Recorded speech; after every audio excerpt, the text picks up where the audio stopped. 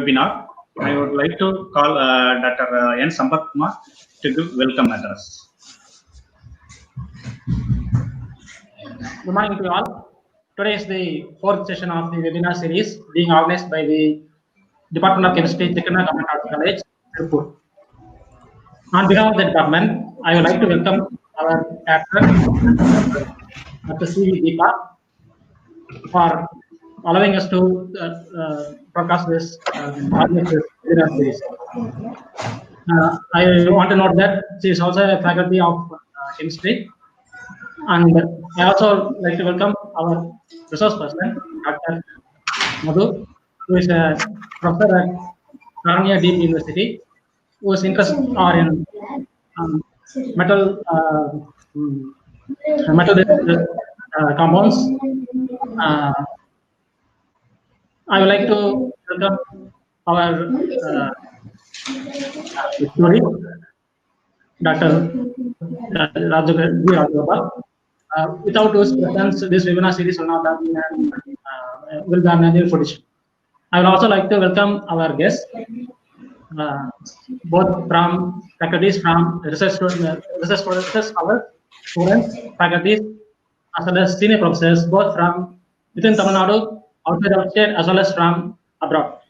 I would also like to welcome our moderator, Dr. P. Vijayan, who is behind all these things. I would also like to welcome our organizers, Dr. Raja Singh, as well as Dr. N. Satya. Last but not least, I would also like to welcome our professors of our department, Dr. Sivakumar, Dr. Karthikeyan, Dr. Sujata, Dr. Sivadayanidhi, as well as Dr. Jayaramani Madam, who are behind this thing. In this pandemic situation, the next big question is what to do next. Nobody has got the answer. The researchers as well as scientists are working overtime to develop a vaccine or design a drug, and chemistry is behind all these things. We are proud to say. But till then, let us follow the standard operating procedures and follow all these the social distancing, etc. Let us be safe.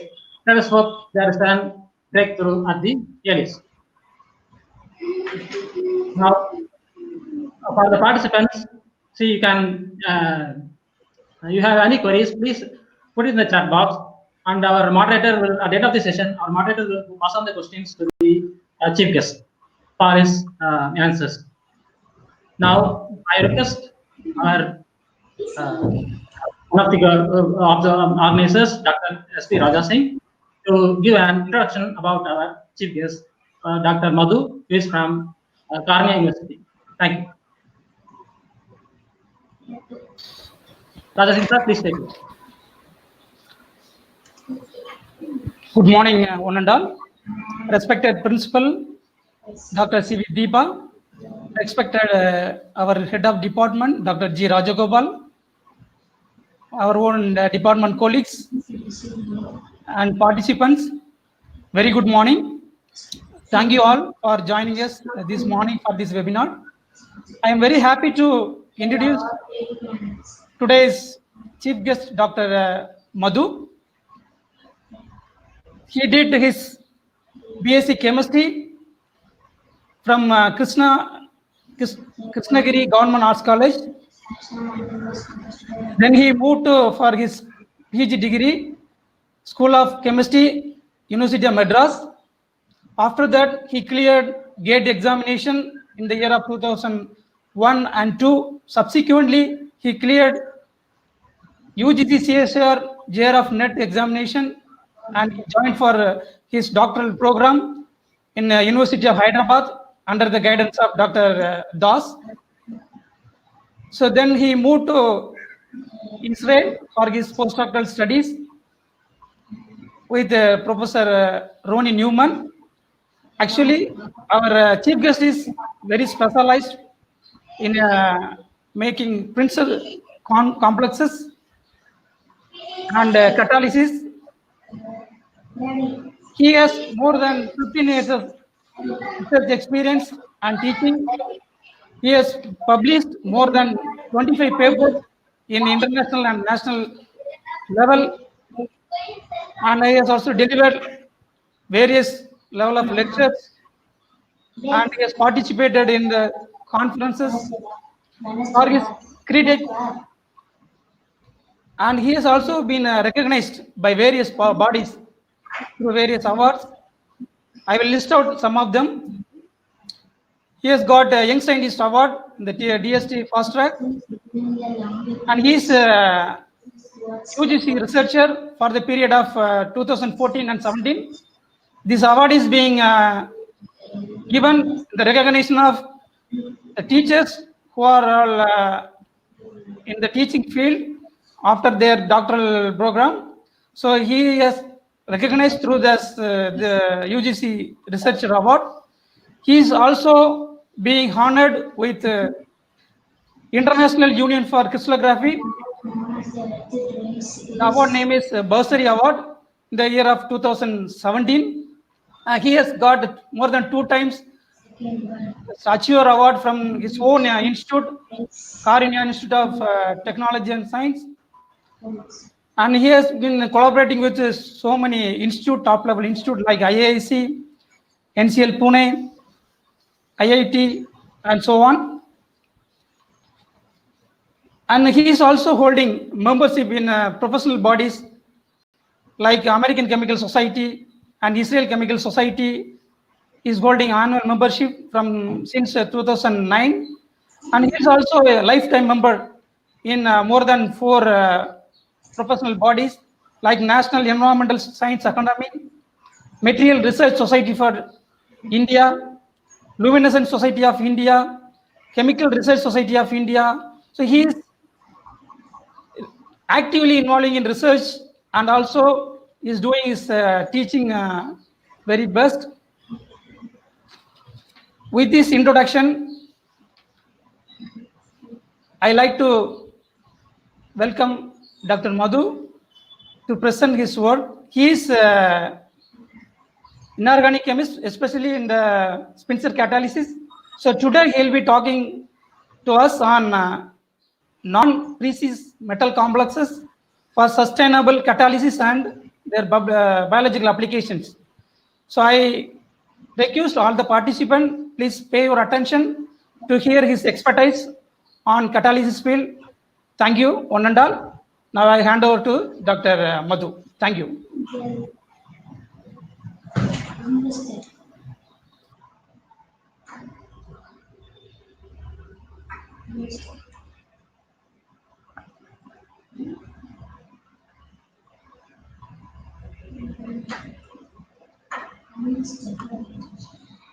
Thank you, Dr. Raja Singh, for your kind introduction.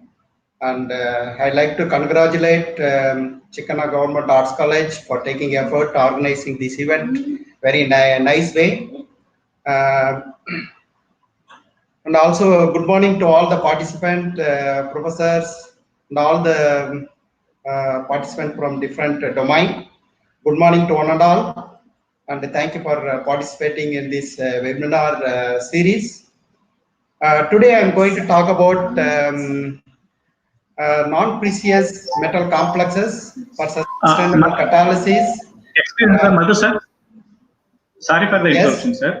Someone is reading louder nearby you, or some other presenters. It is interfering the audio.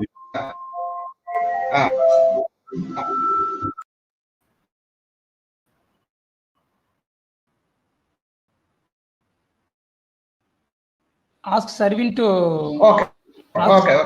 Study somewhere else.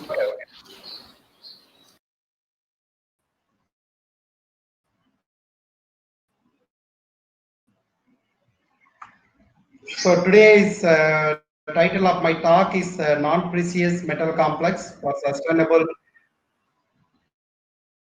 Yeah. Sarvin, sound.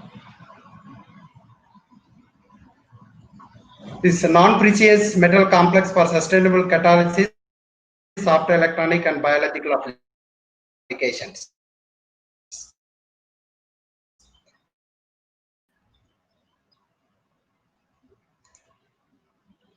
See there in currently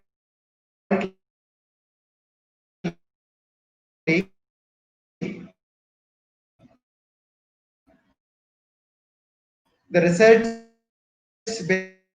based on these chemistries, people are concentrating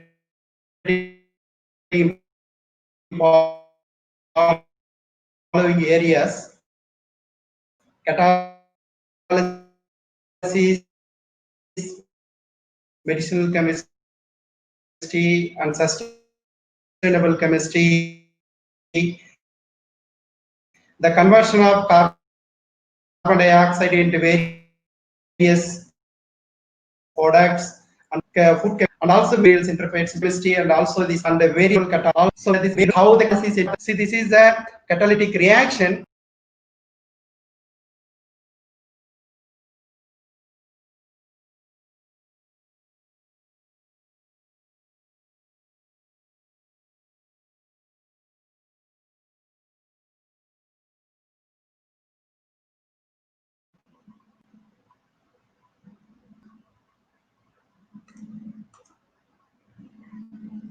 Yeah, so we can understand this is from this energy diagram, you can be able to understand what is the difference between catalysis and non-catalysis reaction.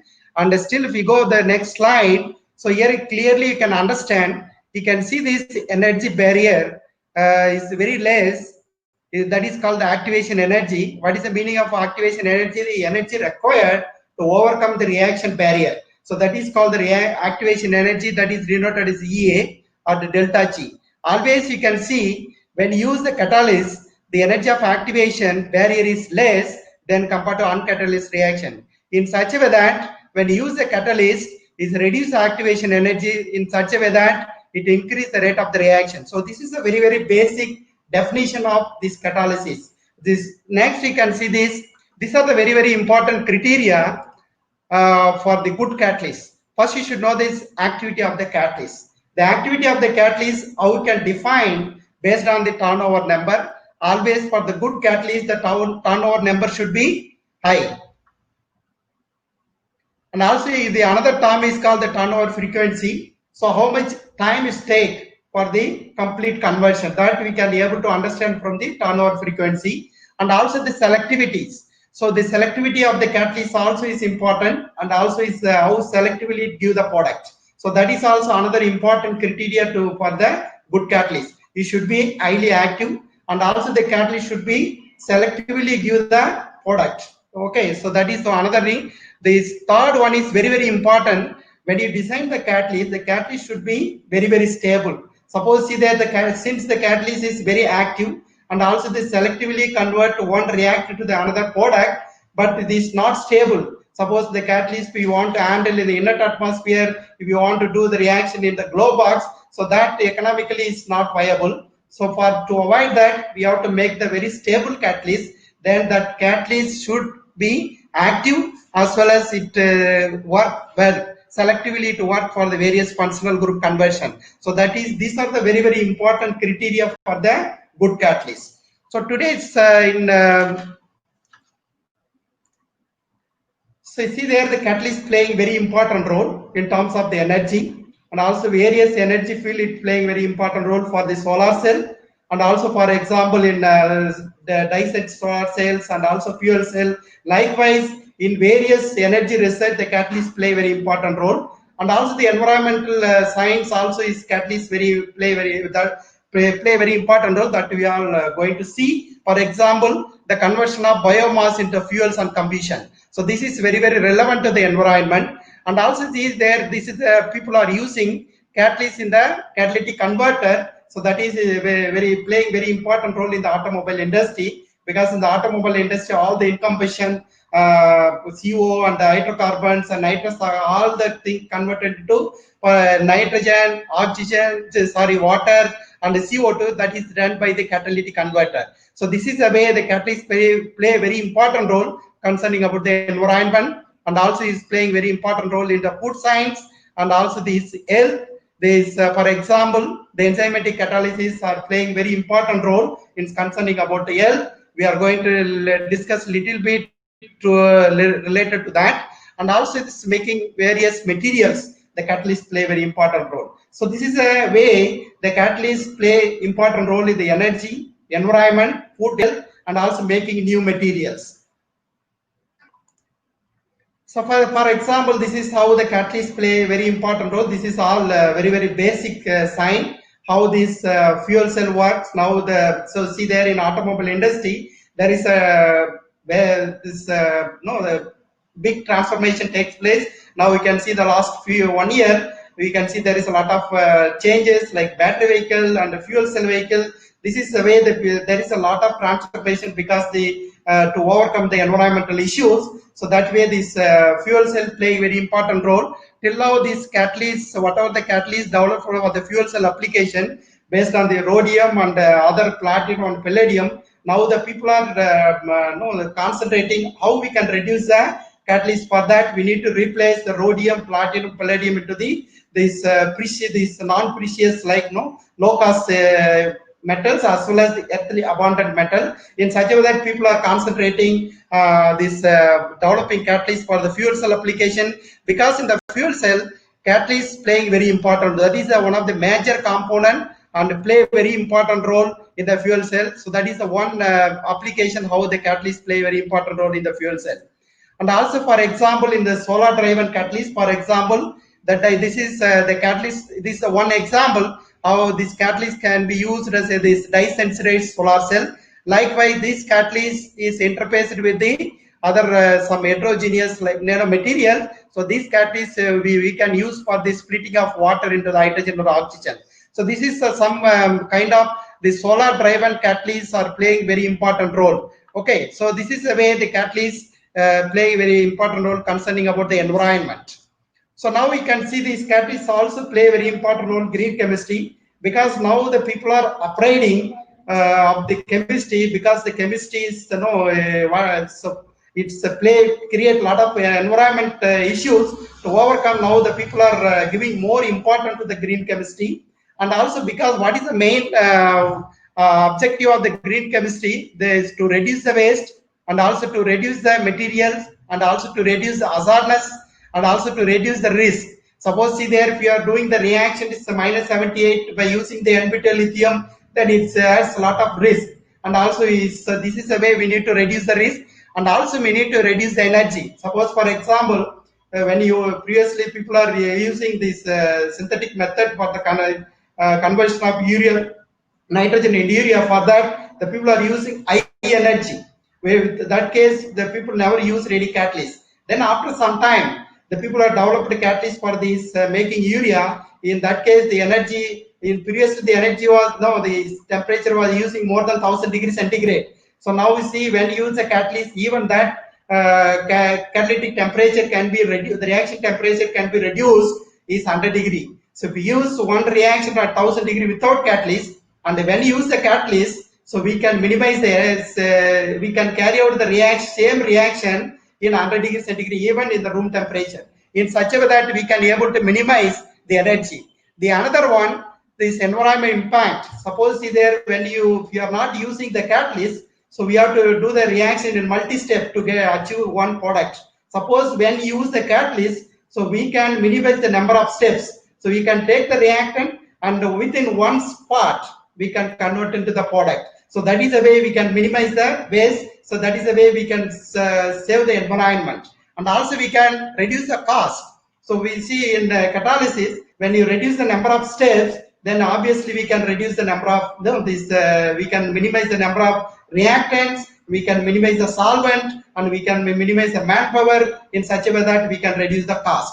So this is a way the catalyst very important role is related to green chemistry. We know that this is a very basic. Everyone should know that this is a 12th principle involved in the green chemistry. See there, prevent the waste, and also atom economy. This is a very important concept in current chemistry, because the atom economy means when you are using 1 millimole of the reactant, you should convert 100 millimole 100% into the product. So now we can see there is no any waste is formed. So that is called the atom economy, and also less hazardous synthesis, what we have told you. And also it should be, we need to use always the environment, the relevant environment free chemicals, and also it's a solvent, and also it should be the energetically efficient method we need to develop. And also we need to convert the renewable feedstock into the various fuels and various fine chemicals. So that is the way the catalyst already what I told you, and reduce the number of derivatives.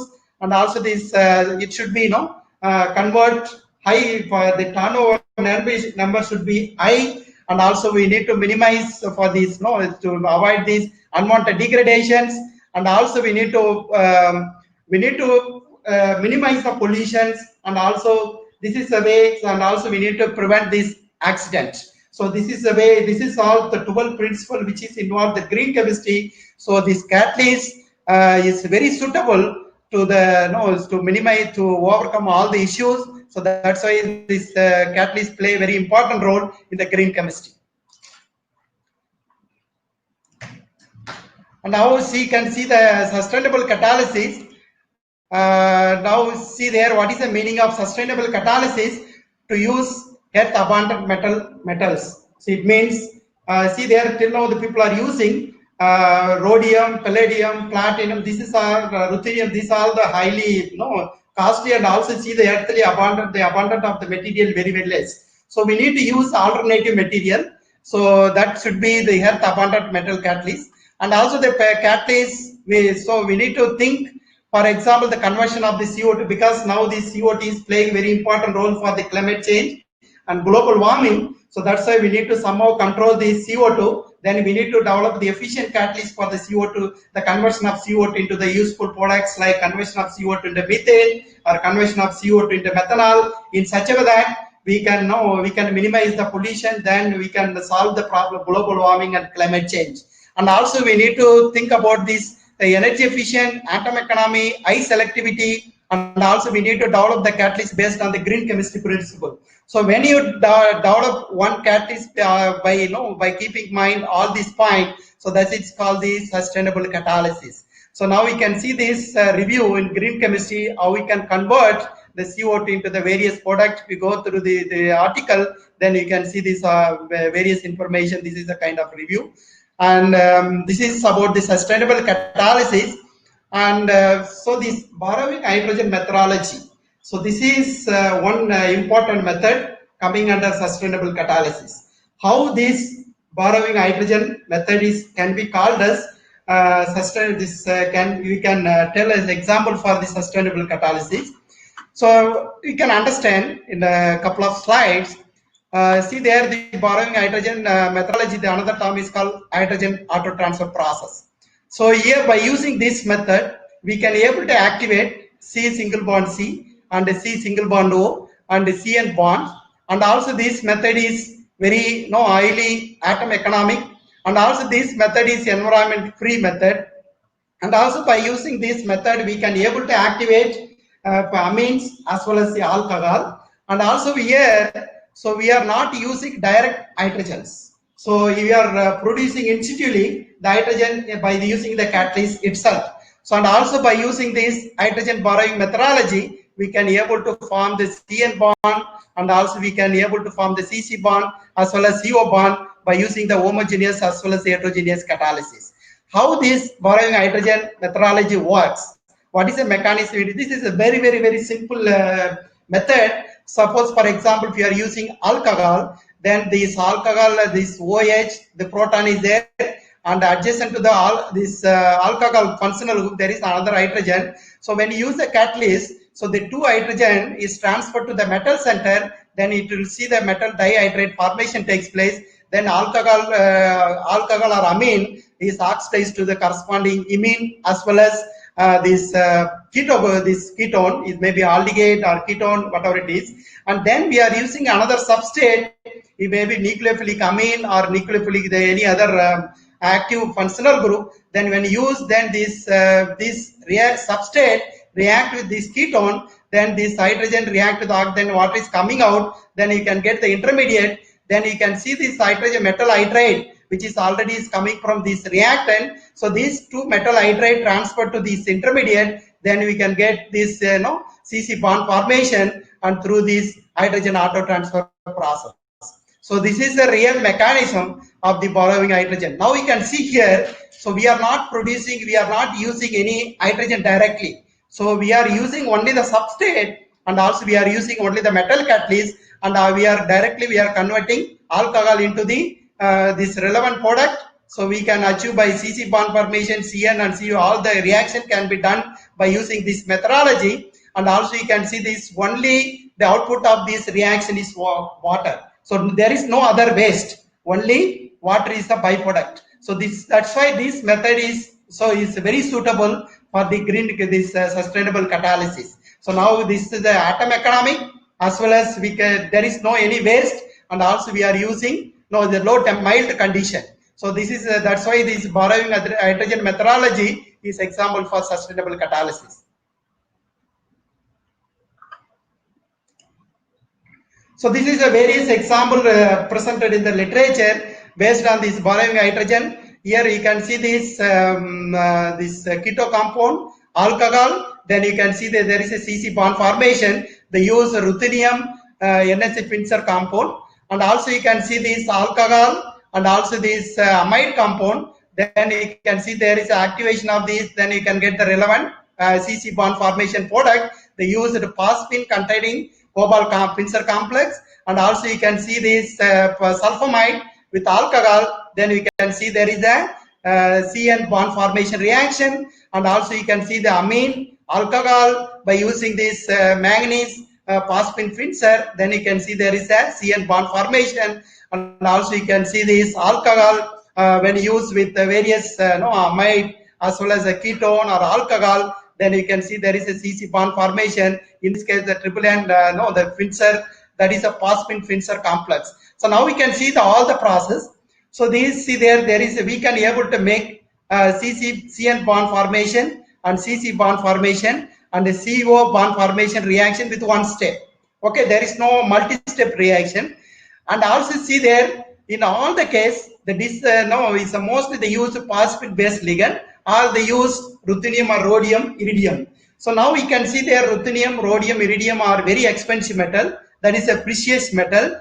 And also you can see there is a limited report based on the non-precious. So this is this is non-precious metal and also non-phosphate ligands. So this is a very limited reports are there. Just we want to concentrate on this part. So we need to develop the catalyst based on the non-precious metal. Instead of ruthenium, rhodium, iridium, we want to make this very cheap metal. And also we don't want to use the non-phosphate ligands, because the phosphate ligands has various drawbacks that I'm going to tell what are the drawbacks in the phosphate ligand. So now we can see this. First we should know what is called Finzel ligand. The Finzel ligand means is a tridentate ligand, and also when it form a complex with the transition metals, it's undergo this meridional geometry. You can see this is a form. This is you can see this one donor, another donor, and this three donor atom is a form coordinated to the metal center, and there is a two vacant site. So that two vacant site is coordinated either solvent or any other easily leaving ligands like chlorides or any halogens.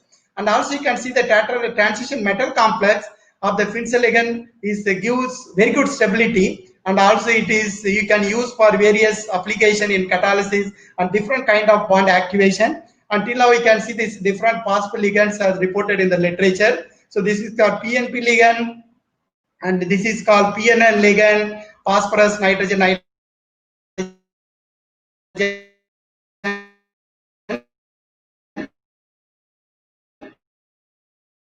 that is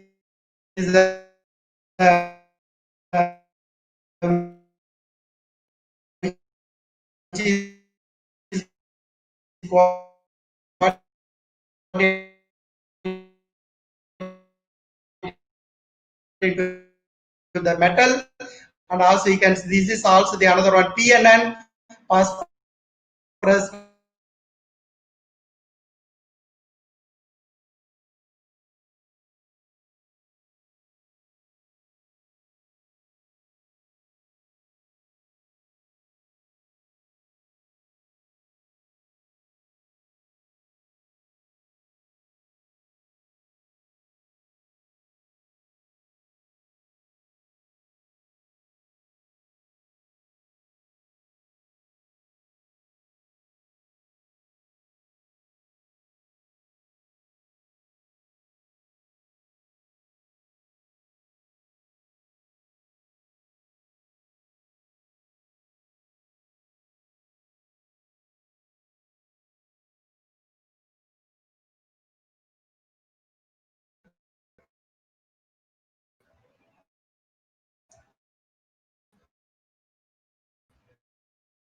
You can start.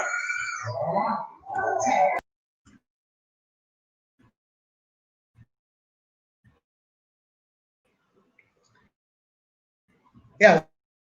So sorry for this disconnection of this internet.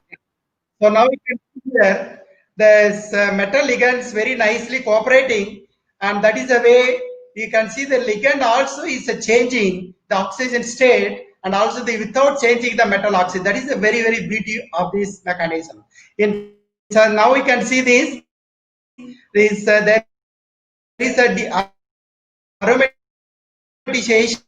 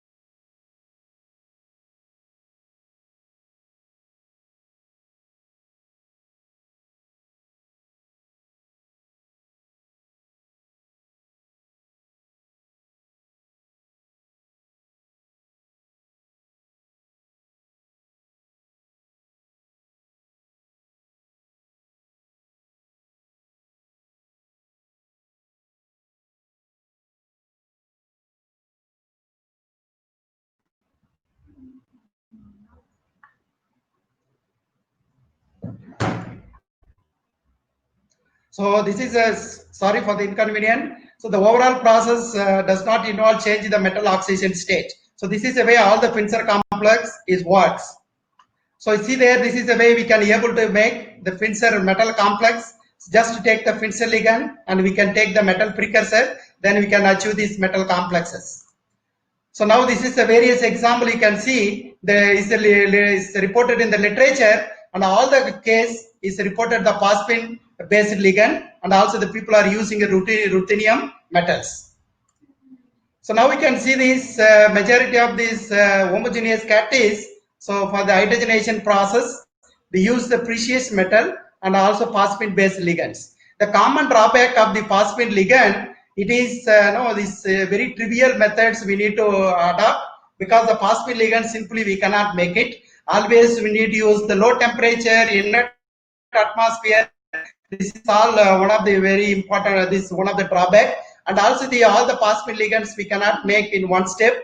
We need to adopt its multi-step synthesis, and also we need to handle in the inert atmosphere. And also these methods is very expensive, and also this very difficult to make the large scale. Suppose there, if you want to make catalyst for industry application, then we have to make the large scale synthesis. So this major goal for the sustainable catalysis. So we need to replace these expensive metals. So ruthenium, rhodium by cheap metal, and also it should be low toxic, and also it's abundant base metals, and also it should have better reactivity, and also it should be bend stable, and also so we should be phosphine free. Then it will be better with the first row transition metal complex. So in this direction we are worked on that, and so now I'm going to tell what you have done, and some of the result recently we got, so that I'm going to tell. The first triple nickel Finzer complex used for the alpha alkylation of these unactivated amides ester via hydrogen borrowing hydrogen process. So this is the way we made simple, very simple Finzer ligand. The ligand is synthesized, and also we have made the nickel complex. So this complex is characterized by the single crystal X-ray crystallography. So this is perfectly showing this distorted octahedral geometry, and also this complex shows the paramagnetic nature, and also this see there the paramagnetic nature confirmed by the ESR spectroscopy. And also you can see this, the ligand don't have any phosphorus. So this is the phosphorus free ligand, and also this complex simply we can do the room temperature, and also open atmosphere, not necessary to do adopt any nitrogen atmosphere. And also easily we can make gram scale, even if you want 2 gram, 10 gram or 100 gram, easily we can make. So this is a very easily we can make this complex.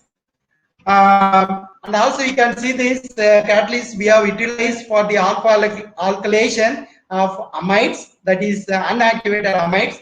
Also we have used for the esters with alcohols. So now we can see we have taken amide and we have taken this alcohol and we have used the nickel catalyst. Now we can see this CC bond formation takes place, and so now we need to optimize. We have synthesized the chlorine and also the bromide.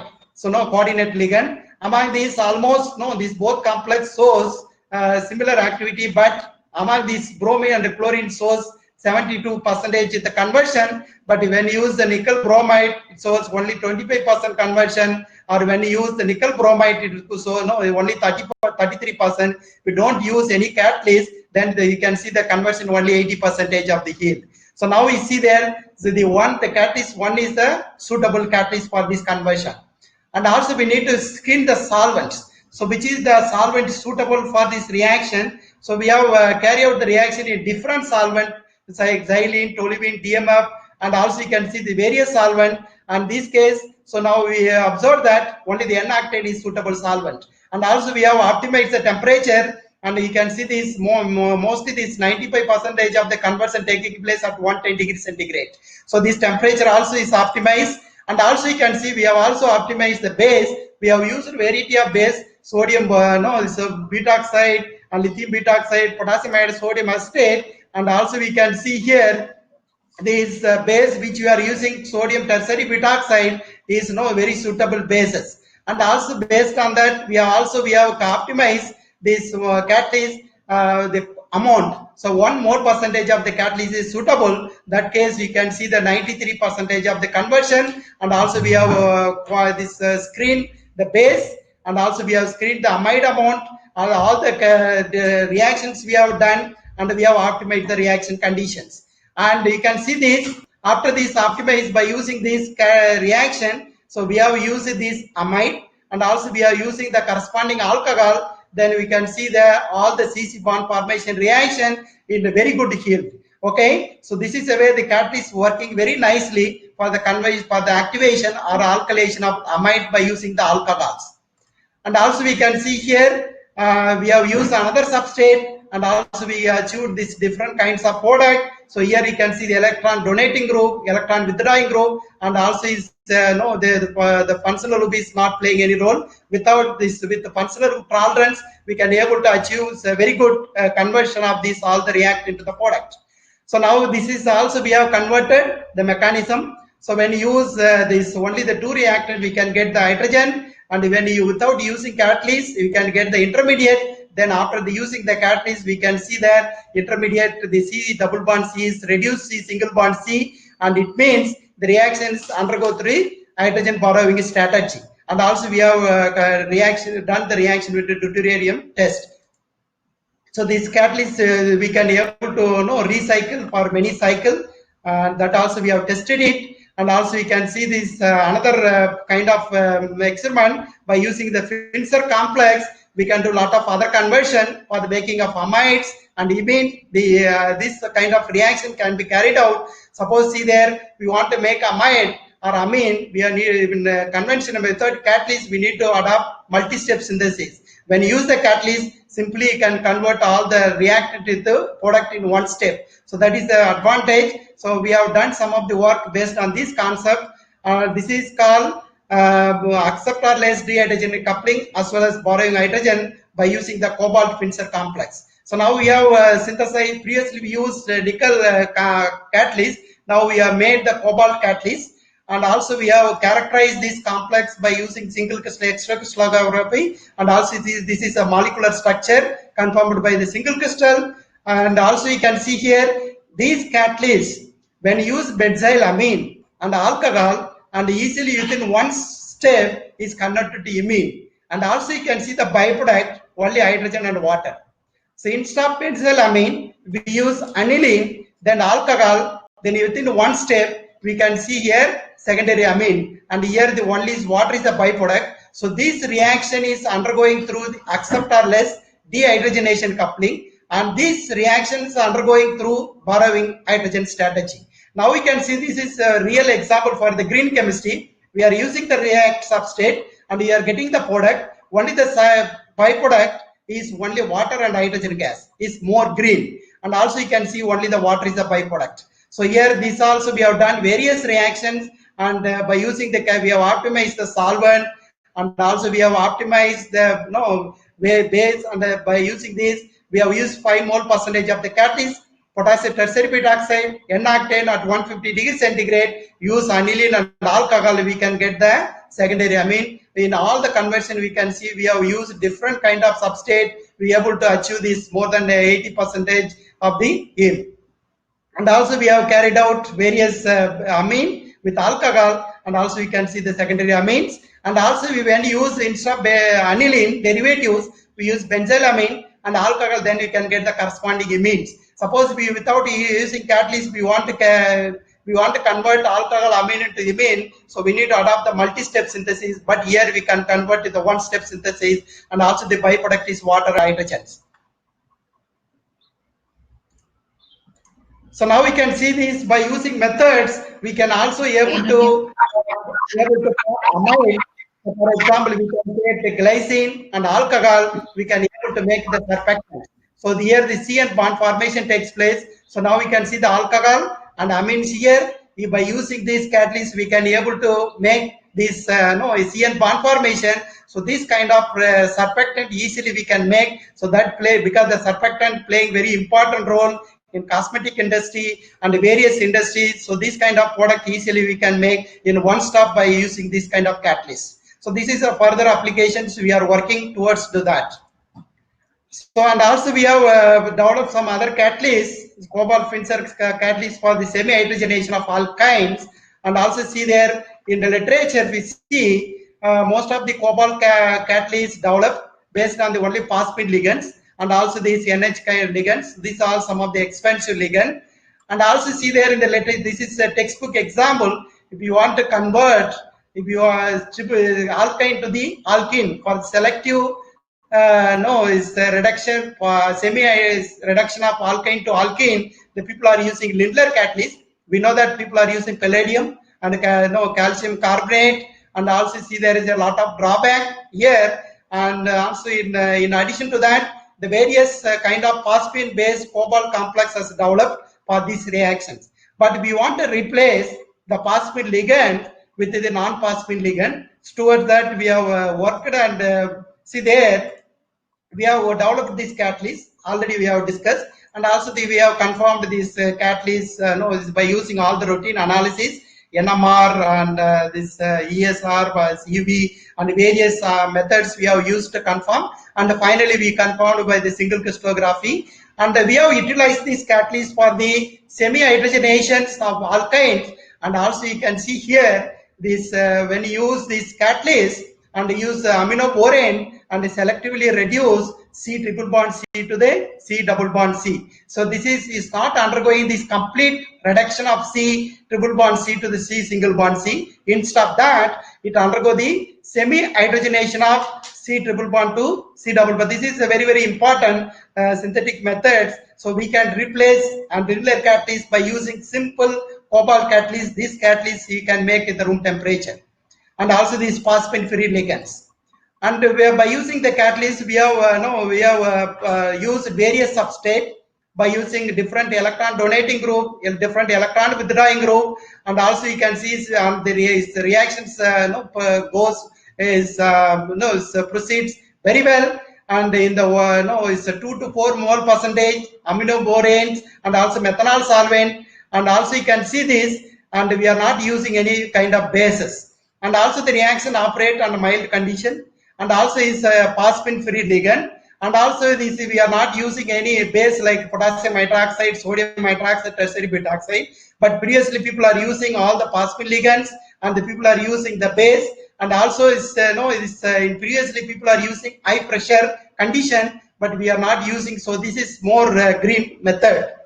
And also see here, and also these same methods we can able to convert the terminal alkyne to the alkene, and that also we have used various substrate. So see there the conversion is more than 95% or more than 90% of the conversion is we can convert alkyne into the alkene by using the catalyst. So this catalyst works for the both substituted alkyne as well as the terminal alkyne. So that is one of the added advantage of this catalyst. So now we can see the same catalyst we have also used, and also these catalysts when use even see that the alkyne we use is semi-hydrogenate to the alkene, and when you use the catalyst for it reduce and it convert this alkene to the alkane. So this is also see the semi-hydrogenations. So this is also we have carried out, and also you can see some more than 95% of the conversion taking place by using this catalyst. So now we can see that by using this method, we can able to see there we can able to purify the this alkyne impurity from alkane. Suppose see here when you use the alkene and also alkyne, if you take the both substrate, it selectively reduce is alkyne to the alkene. So this is the way we can able to remove these alkyne impurities from the alkene. So this is a very, very important process in petrochemical industries. So this is the way this method is very, very important for the petrochemical industries. So this way we have also confirmed the mechanism how the reactions undergoes. In all the cases there when you use the catalyst and the aminoborane, so now we can see this hydrogen formation takes place. So that hydrogen used here utilized for the reduction of the alkyne to the alkene or alkene to the alkane. So this is the way this catalyst this mechanism works by using this catalyst. So this is you can see here and how this mechanism. So now we can see the hydride, which is the hydrogen hydride coming from the aminoborane, and also you can see this alkyne is bind to the catalyst metal center, and now we can see this transfer of hydride. Then you can see the alkene, and then in the presence of methanol, the methanol replaces the alkene coming out as a product. Then again, the methanol is reacted with the diaminoborane. Then this dimethyl borate coming out. Then this again you can get back this cobalt hydrate. So this is the way the catalyst cycle works. So now this so now we can see this method we are use earth abundant metals, and also is more economic, and also this environment friendly, and also we have used phosphine free catalyst for the conversion of alkene to the alkene. We have used both terminal as well as substrate. So this is simple and efficient method, and this is a phosphine free, and also you can see highly stereo selective, and also the reducible group tolerant. You can use all kind of functions like electron withdrawing and electron donating, all the groups for without any problem it works. And also the catalyst air stable, and also it is the method which we are not using any base. This is the base free, and also these catalytic methods we can use for the alkene purifications.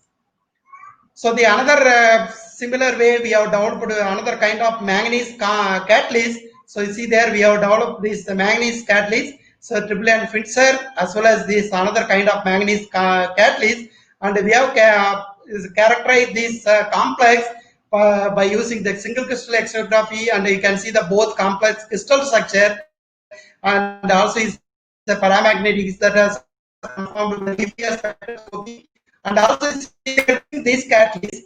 So we have activated the cyclic amide and alkylated. So we have activated as well as alkylated by using the alcohols. So now we can see here the alcohol is used, and we have cyclic amide used, and here see the alkyl. So previously the report was there, and they use phosphine-free organometallic complex, but we want to use our catalyst, and you see there it works very nicely for the alkylation of the cyclic amides by using these alcohols. And so now we can see this. So we have optimized the condition. So we have optimized the catalyst, and also we have base, and also we have used the optimize the solvent. And now we can see here it works very nicely at catalyst 2, and also at standard condition. And this is a standard condition which we have used it. And also here we have utilized various substrates. We have taken the cyclic amides, and also we have taken both primary alcohol and the secondary alcohol. See there, this alkylation of this alpha carbon takes place by the alcohol. It's a very, very simple synthesis, and by using this manganese complex, so we have made variety of compounds and working very nicely. And also you can see here, and the different substrate we have used, but this amide, this this catalyst is not working. So we are studying what is the mechanism involved in that. Still we are working on that. So now this is the way the mechanism works. So how the mechanism works? So now we can see the metal hydrides, and also see there after that the alcohol binds. So it's the alcohol binds, then what happened? So here this hydride comes here, and then so now what happened? This activation takes place, and followed by the activate, and the substitution takes place. And finally it's the hydrogen which is produced in the metal center, because these reactions undergo this hydrogen borrowing methodology. So the hydrogen coming from the metal center, now we can see the C double bond C is reduced C single bond C, the hydrogen coming from the metal center. So that what I have discussed, told earlier slides, what is called the hydrogen borrowing methodology. Same way this catalyst works. So this is another, so this is now what this is called. Still we have discussed about the sustainable catalysis. See, we have used all this yet abundant and non-precious metal. We have metal-based catalyst, and also we have developed the catalyst based on the phosphine-free ligand, and also we have all the reactions works based on the acceptorless hydrogen this hydrogenation concept, as well as this borrowing hydrogen strategy. See there, this conversion is very good. In all the cases, the side product is only water and hydrogen. So this is really the green methods. That's why we are claiming that. So this is called the real example for the sustainable catalysis. And also the another method, thermochromic material or luminescent material, relevant optoelectronic material. So we are going to discuss on that. See there, generally the thermochromic materials really very useful for this coating of smart buildings, and also various defense application for security writing. And also now there is a lot of people are working on the textile industry.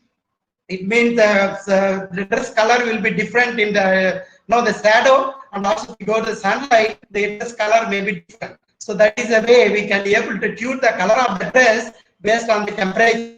Also the thermochromic material very useful for the temperature sensor, and also we can develop the thermometer. That is the way it is useful for medical industry. And also the thermochromic material very useful for bioimaging, and also people are working more on that for developing display, and based on the thermochromic material, and also for the optical information recording, and also for the various defense security application.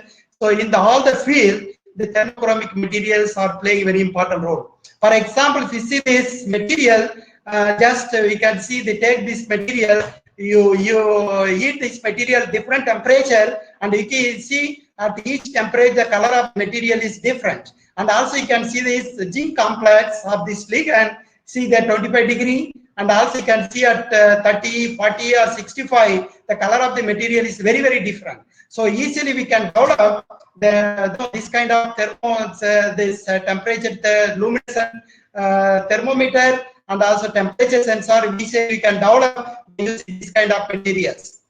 And also here this material is useful for this security purpose in defense, and we can write the information, and we can write the information, and whenever we want, and we can see the information, and easily we can erase, and whatever way you want that way. These thermochromic materials are playing very, very important role for the security purpose and defense various applications. And also see here, so this is the way these thermochromic materials are used in various coating purpose, because see here, these coated materials show different color at different temperature. So that is the way thermochromic materials are very important in textile industry. Also, we can build a smart building. So this is the way thermochromic materials are very, very useful. So based on that, by using what what we discussed, all the same complex.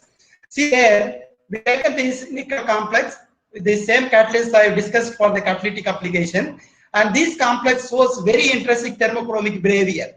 See, suppose for example, if take the room temperature is green color, and when you heat at 150 degrees centigrade, it convert violet color. Then again, cool to room temperature is come back to the original green color.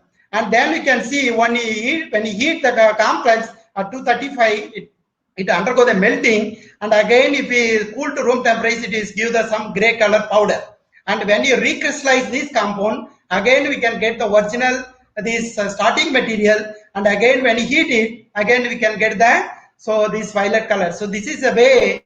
So this complex shows very nice thermochromic behavior, and also we have confirmed the structure by single crystal X-ray crystallography, and also after heating the crystal, this converted violet, that also we have confirmed by the single crystal X-ray crystallography, and also this also we have see there is 235 degrees centigrade and undergo melting, that also confirmed by the DSC studies.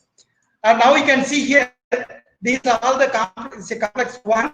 After heating, this is a green complex, that is a starting material. After heating 150 degrees centigrade, now we can see the color changes, and also that is proved by the UV visible absorption spectroscopy. And also we can see the this UV visible absorption spectra are entirely different. So that shows the optical properties of the both complex. Before heating, after heating, the complex optical properties entirely different. So now we can see here, we have confirmed. See, this is a green color complex. So you can see the crystal. So this is a crystal structure. We have heated the crystal at 1 degree centigrade, and now we can see the crystal color converted to violet color. We can see that we didn't find any changes in the structure. So you see that this structure is also now is hexacoordinated. This is also hexacoordinated, but there is no any change in the coordination. But we see that if we do the analysis, now we can see the bond distance it changes. So now we can see in this case the bond distance is short. In this case the bond distance is long. So only the bond elongation and compression. When you heat the sample, this bond elongation takes place, and when you cool down the temperature, the bond compression takes place. So that is the way it undergo the color changing. Again, when you cool the crystal in the room temperature, then again you can see the color change of the crystal into the green color, and again you can see this with the structure is very similar to this. And again when you melt this complex and 235 degrees centigrade, again you recrystallize it, again we can get back the original compound. It means the compound is not undergo any kind of degradations. Only it undergo this bond elongation and compression based on the temperature. In such accordingly, the color change of the takes place. We have crystallized all the form. At room temperature, we have crystallized. This is a molecular structure. After heating 150 degrees centigrade, we have crystallized. This is a molecular structure. Then after room temperature, we have crystallized. The color also the color of the crystal also change. The crystal also this is a crystal structure. Then we have melt at 235 degrees centigrade, and we have after melting we cool to room temperature. We got the powder. The powder we recrystallize. Again we get back the original compound. Is completely proved that there is no any kind of decomposition. So now we can see this all the case. It formed the supramolecular dimer, and also you can see this. There is a nice water chloride interaction in all the 4 cases. Room temperature after heating 150, and after cooling to room temperature, this, and then we see this crystal will melted, and we can recrystallize again. Then you can see this all the cases the structure is similar. Only the difference, the bond distance is varies. So that changes the color. No, that is mainly responsible for the color change. And also you can see this. when you take the crystal and heat at 150 degrees Celsius, violet color, and you can see when you cool to room temperature, we can get back the original. And also here, we have also introduced various substituents or the exposition. So based on that, in all the case, it shows thermochromic behavior. And also based on the substituent at the exposition, the color of these, the color of the compound is somewhat different, and also it shows is a different thermochromic behavior. Suppose, for example, in this case, when you are using N-methyl, and we can see it shows very different behavior, thermochromic behavior. So here is really the substance for the exposition is playing very important role on the thermochromic behavior. And also these all the temperature different powder oxide also shows the phase transition. So that is also proved. So we have confirmed the thermochromic behavior by using UV visible spectroscopy, and also we have used this powder oxide pattern, temperature dependent powder oxide pattern, DSC studies. By using all the studies, we have confirmed what is the mechanism, what is the driving force for the thermochromic behavior of the complex. So also we have confirmed the EPR spectroscopy, and also you can see before the heating, after the heating, the EPR spectrum is slightly different. So that also is it undergo the bond and the metal bond, this metal ligand coordination, this bond distance variation. So that shows this EPR signal variations.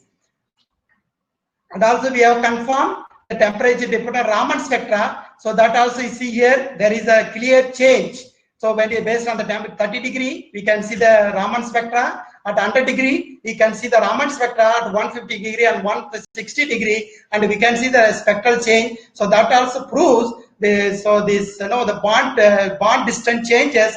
There won't be any kind of bond breaking takes place, remaining all the the bond is receptor. See, there is no change. So it clearly indicates the bond distance variation takes place based on the temperature. So that is the main reason for the thermochromic behavior. So still now, so this is the way the material we can make variety of material for thermochromic behavior. In this also we are working on thermochromic luminescent material for optoelectronic application. So due to the time constraint, I am not presenting all the results. So till now we have completed what is a sustainable catalysis, and also we have completed about the thermochromic behavior for optoelectronic application. And finally, I'll discuss about the biological application of these triple Finzer complexes. And particularly, we are going to discuss on the superoxide dismutase activities. So first, we know that what is called the why this is very, very important. See there, the reactive oxygen species that is called the superoxide radical generally is this main product of cellular respiration. So that is mainly causes by the oxidative cell damage. So that leads various disease like cancer or neurological disorder, and the Alzheimer's. This kind of disease generally may due to the formation of superoxide radical, and that when the not adequately controlled by antioxidant, then there is a possibility of the superoxide radical. So that leads a lot of disease.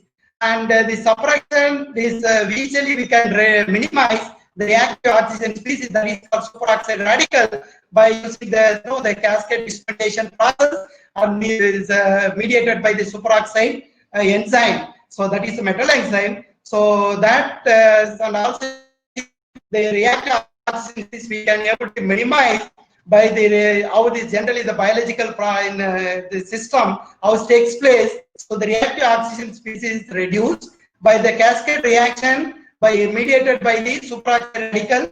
See there the superoxide radical, and also this is superoxide dismutate metal enzyme. So that converted into the oxygen as well as hydrogen peroxide. So this hydrogen peroxide converted into water and oxygen by using the catalase enzyme. So this is the way the reactive oxygen species converted into the oxygen as well as water by in the presence of the metal enzymes such as the superoxide dismutase as well as the catalase enzyme. So that is the way we can able to suppress the reactive oxygen species. So therefore the catalyst that this the superoxide dismutase activities in vivo, that is the potential interest in the various the biological application, because the natural superoxide dismutase enzyme has manganese, iron, nickel, and copper. This ion present, so that plays important role for this biological conversion of the superoxide dismutase into the oxygen water. So that is happened. See here, this is the really active site of the SOD. That is manganese center is present. So that is which is the main active site of the biological system. So designing various kind of redox active, there is one innocent turbulent Finzer ligands. So the redox active means the ligand itself undergo the various redox active. Oh, now we can see this is the turbulent Finzer imine ligand. So you see there the ligand itself undergo these various, it shows the different oxidation state. It exists the different form based on the oxidation state of the ligand. So these kind of ligands can be called as non-innocent ligand. So we have chosen this moiety as main, and also we have by using this moiety we have made multifunctional ligands. So multidentate ligand.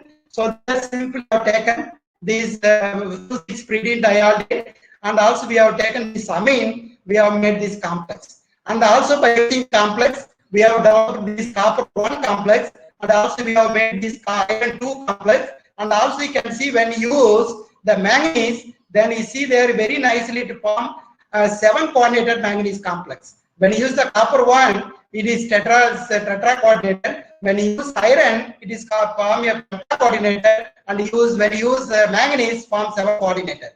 So on all the complex we have confirmed by using UV visible spectroscopy, and also see there all the complex we have confirmed by the single crystal crystallography, and also see there this is a copper complex, and this is iron complex, this is a manganese complex. See there the manganese complex shows 7-coordinated.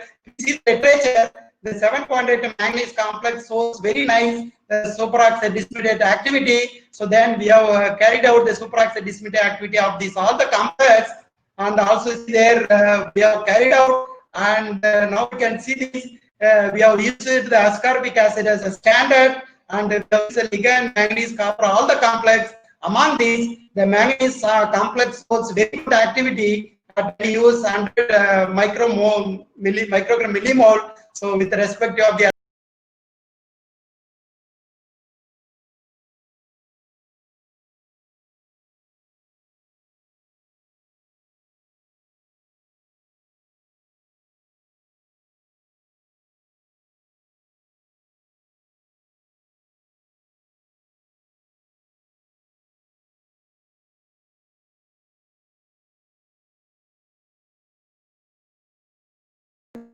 this is results. Still, we are working very deeply, and we are working many mechanisms, all the things with the collaboration with the biology people. And this is some of the preliminary results. So this manganese complex shows very nice SOD activity, and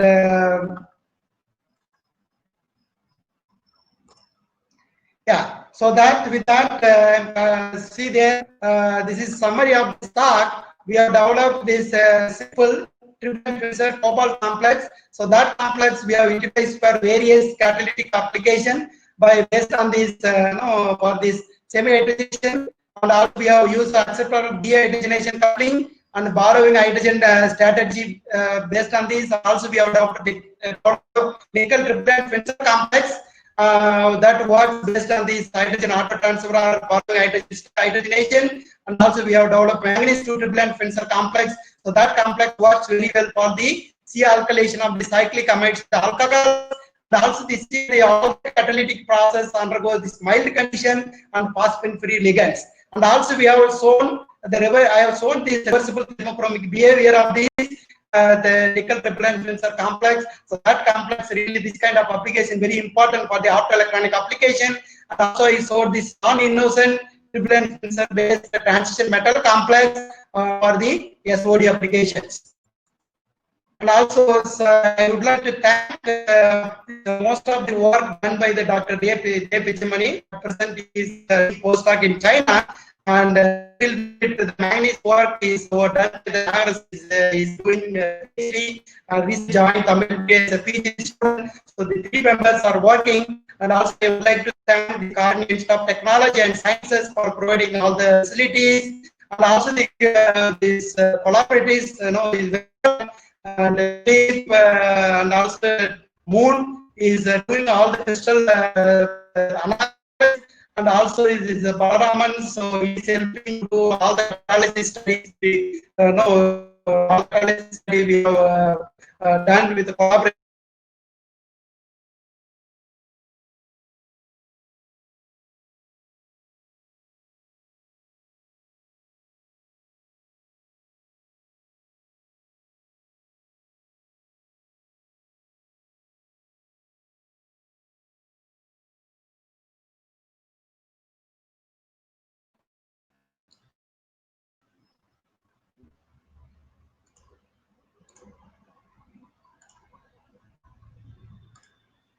Thank you very much for your attention and listening. So now this we have any questions? Let us have interaction on that.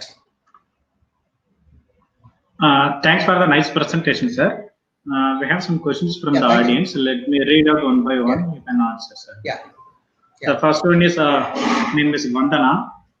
So yes, ask on which main factor the reactivity of particular group can be checked with respect to drug.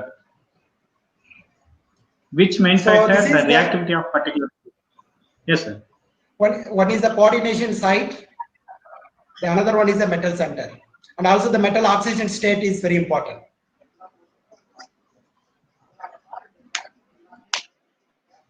Next one is what methods you use for checking biological activity of drug. So that is actually I'm not really a biology person. So these are all the work done by the collaboration with the biology people. So that at first I cannot answer for that.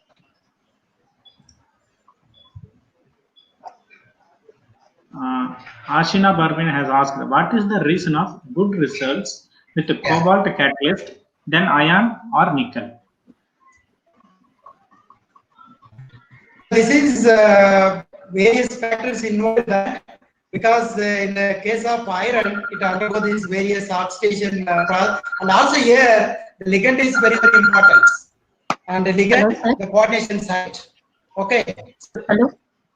Yeah. Hello, sir. So the ligand and coordination, yes. உள்ளதா இருக்கேன், on பண்ணா video வந்துரும். சரிங்க sir. So the next question is cobalt harmful to human being? Why is cobalt catalyst is important? Since cobalt harmful to human being, why it is why you have used as cobalt as catalyst? Yeah. So this is potential is entirely different.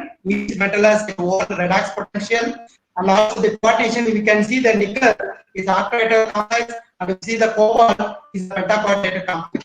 So this number of the coordination modes is play a very important role in catalysis, and also this oxygen state involved in that.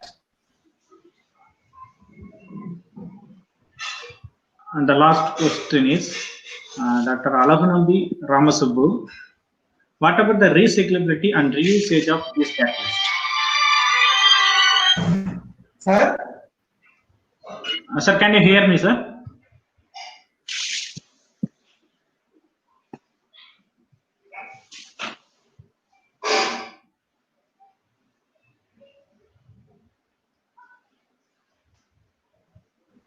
Sir, your mic is on and video is off.